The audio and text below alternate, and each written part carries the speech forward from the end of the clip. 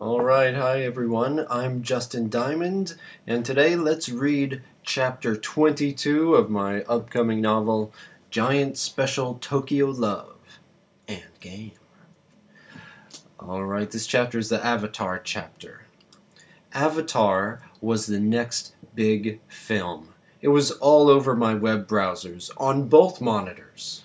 I don't usually fall for Hollywood hype, but in the weeks before Avatar was released, I couldn't help but notice how much of it there was. One article talked about the new 3D technology, the other about the revolutionary new glasses. I learned from that article that Avatar would be released in several versions. Some theaters would screen the film in 2D, others in 3D, but the older polarized lenses. To get the full effect, we had to see the film in a theater that had the new 3D glasses, the electric kind that made the lenses blink opaque faster than our brain could register the change. I had moved to Japan for a variety of reasons, among them to see the giant monster lizards and robots, and there were none. But in lieu of monsters and robots, I wanted to be the first to have that new 3D experience. It took a lot of begging, but I finally convinced Sora to get her parents to babysit so that we could go to the premiere of Avatar. As soon as she hung up the phone, after making the arrangements with her mother, she set to work on getting the tickets at the computer. There was no way for me to help her with the planning and logistics. She had to do all of the work. We had to figure out which theater in Tokyo was showing Avatar. Not just showing Avatar, but offering the new type of 3D glasses that were the real draw. Did I know what the technology was called? No. Despite all of my reading, I had no idea what to call it in English, let alone Japanese. I mean, high def became high vision in Japan, but the name of this mysterious new 3D technology remained a mystery. She sat down at the keyboard and pressed the Alt-tilde combination that changed it from English to Japanese. Her hands blazed a flurry of keystrokes, switched over to the arrow keys, hit enter, and then back to typing. And on screen, two intricate kanji symbols appeared. Two tiny kanji characters for all the keystrokes I'd just watched her make. Such was typing in Japanese. I left her to her business and she came through. 2 pre-ordered tickets to Avatar, the new, unnamed technology 3D version. Where exactly is the theater? I asked her when I noticed too late. I probably should have been thanking her. Ginza, Sora said, and went into the kitchen to cook dinner.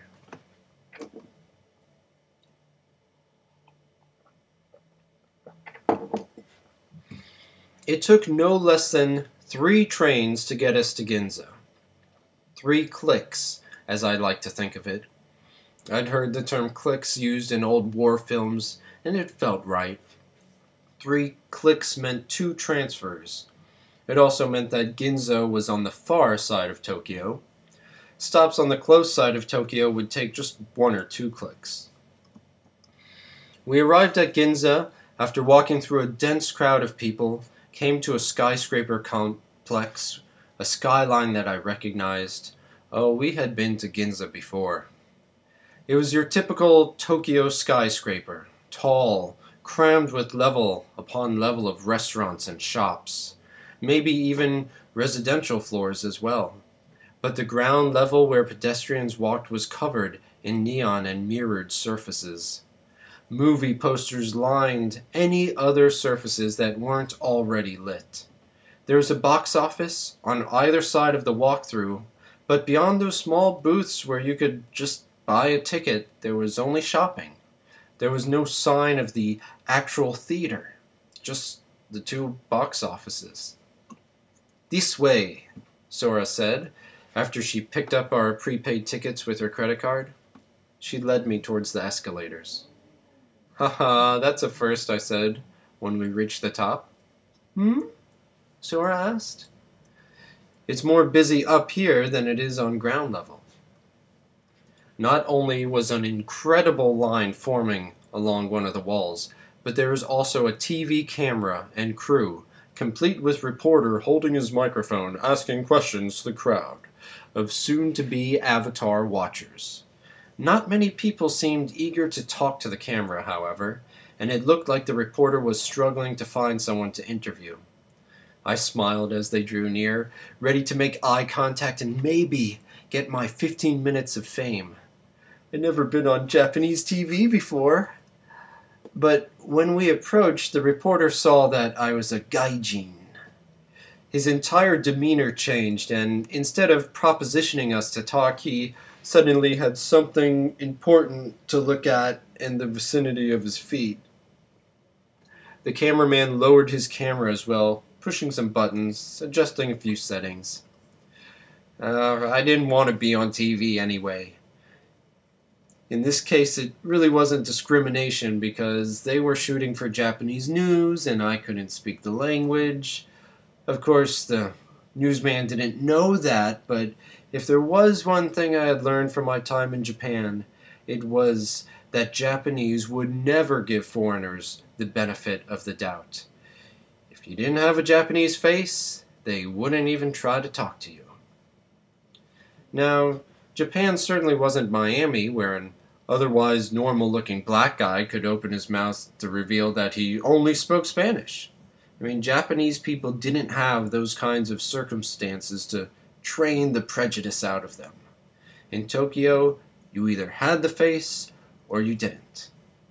I didn't. We waited in line for an eternity before it started to move. At the first checkpoint, after having our tickets ripped, I was given a pair of the new 3D glasses. They looked cool, but they didn't reveal their secrets so easily. Examining them while seated in the theater, there was nothing to indicate they were anything special. On their front was a small, dark plastic window, similar to what was on the business end of many TV remotes. I knew it must be the electronic eye that synced the glasses to the film. There was no way to actually see them work. They didn't magically become opaque or even flicker. Other than that small window on the front, they were quite unordinary. I turned them over in my hands once more and saw a small battery compartment. I didn't even know when to put on my glasses. But then again, I didn't have to know. Normally I would ask Sora, but I realized that, too, was unnecessary. My dependency on my wife to do nearly all of the things adults took for granted was wearing on me, and I didn't want to ask her for help unnecessarily. Sure, I needed her to find the tickets and arrange the babysitting, but when it came time to put on the 3D glasses, I needed only to wait until the rest of the people in the theater put theirs on. The film started, and we watched previews in 2D. I was pleasantly surprised to hear most of the previews were in English and subtitled. Finally, a message came on screen and everybody in the theater put their glasses on. I followed suit.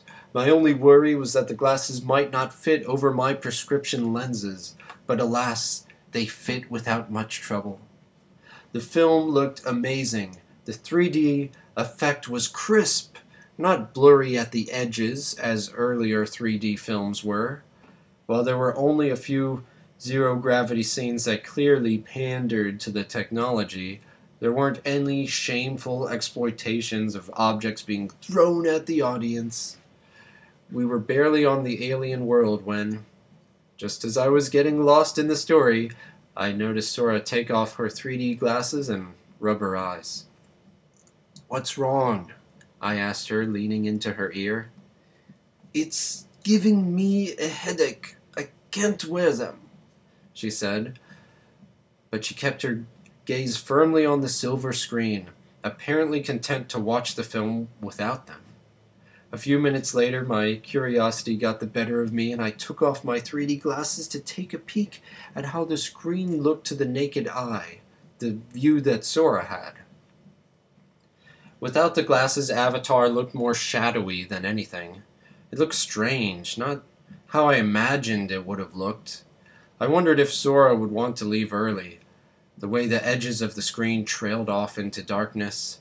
It was a crummy view for sure, but no worse than some telesyncs I'd downloaded in the past, before I'd sworn off pirating telesyncs and vowed to wait for the DVD rips instead. I put my 3D glasses back on. The weight of them, or maybe my oily nose, or both, had them sliding down. Towards the end of the film, I was getting annoyed with how frequently I had to push them back up.